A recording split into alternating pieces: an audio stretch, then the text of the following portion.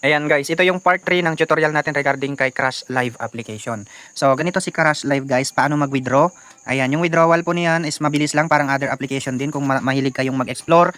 Ayan, ito rin, i-click nyo rin itong ano ninyo, me sa baba. Then mapupunta kayo dito sa Amethyst, itong kulay purple. Click nyo yung withdraw. Then dito may pagpipilian kayo sa taas, withdraw to cash or exchange to coins. Pag mag-exchange to coins naman kayo, pinakamababa 100k. Okay? Ang papasok daw sa inyo pag mag-exchange kayo is 1:0. So ibig sabihin pag 100k pala magiging 96,000 ganon yung pwede yung ano niyo or 90. Oh, 96, I think 96 ito. Pag 100k yung i-exchange niyo magiging 96, 1 is 0.96 siya eh.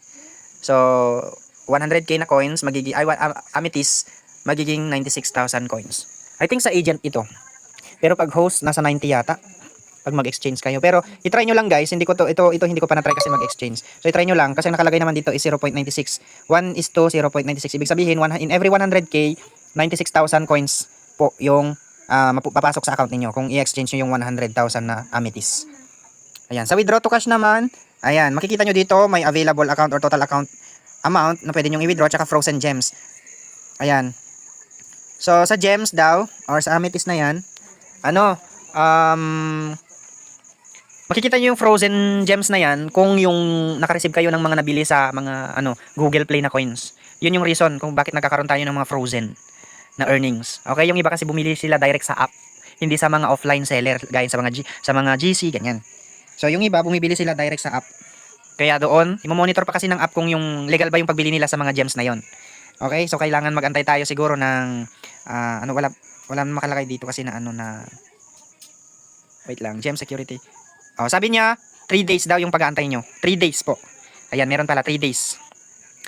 Then sa withdrawal methods, i-click nyo ito, click nyo yung added. Ayan.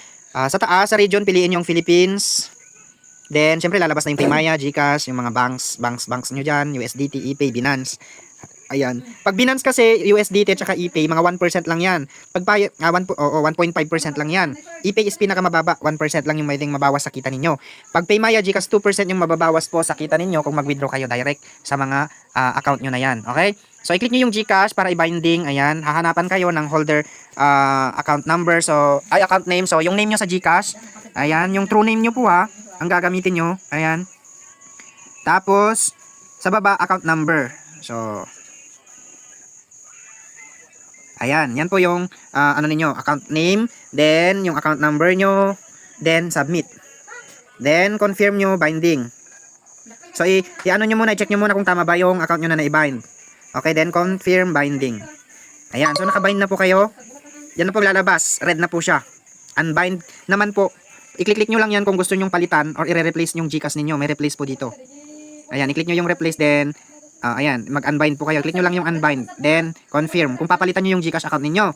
Then, magre-re-enter na naman kayo ng name and number ng GCash na ilalagay nyo. Ayan. Pero kung okay na, final na yan. Ayan. So, punta kayo sa withdrawal. Okay na yan. Then, so, nakapakita na yung withdrawal ninyo na GCash. Magkano yung i-withdraw mo? So, parang din lang yan. 100k. Or hindi, yung dollars na po siya. Dollars na po kasi siya.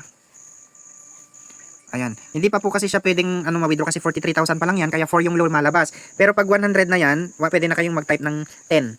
Ayan. Pero since 4 pa lang kasi yung lumalabas, yung 43,000 yung available kasi kaya 4 lang yung lumalabas. Dollars na po siya mga madama. Dollars na po siya. So, sa 43,000 ko, $4 lang. Kaya kahit pindutin mo yung 10 na yan, wala. 4 pa rin yung lalabas. So, hindi naman pwedeng i-withdraw yan. Kasi minimum of 100k yata yung pwedeng oo. $10 lang po yung pwede ninyong ma-withdraw. Okay? Tapos yung pinaka nito, maximum na withdrawal niyo is $200 lang. Hindi kayo pwedeng mag-withdraw ng $300, $400, $300, $400, $400, $500. Pinaka maximum niya is $200 lang. Pinaka minimum niya is $10. So hindi pa natin ma-withdraw yung $4. So antayin muna natin mag 100k yan bago natin i-withdraw. Okay? So kahit i-type niyo pa yan ng 10, wala. 4 pa rin lalabas kasi 40 pa rin yung ipon niyo. Kung may mga frozen gems naman kayo dyan guys, ayan, antayin nyo lang ng 3 days bago kayo mag-withdraw kasi para ma-unlock yung mga naka-frozen. Then i-click nyo yung withdraw, then magantay na lang kayo ng 24 hours, ganyan. Para pumasok yung mga kita nyo doon sa mga account ninyo or Gcash ninyo. Ganun lang po ka-basic mag-withdraw kay Crush Live. And thank you for watching. Ayan.